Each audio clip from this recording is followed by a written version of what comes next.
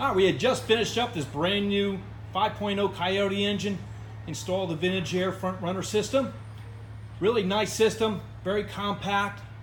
As people may know, the 5.0 Coyotes never had a power steering pump, so by adding it, opens up opportunities for guys to install these in muscle cars, kit cars, resto mod projects.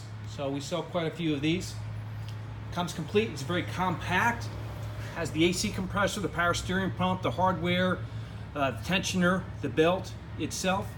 The AC compressor, that's an SD7 compressor, takes the R134 rate refrigerant.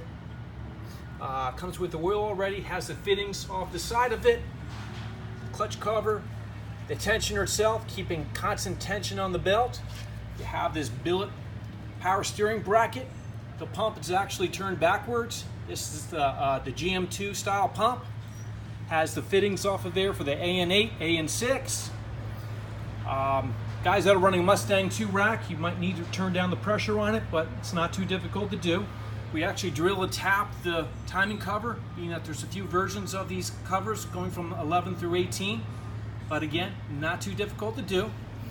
And overall, very nice package, and all available through tdmotion.com.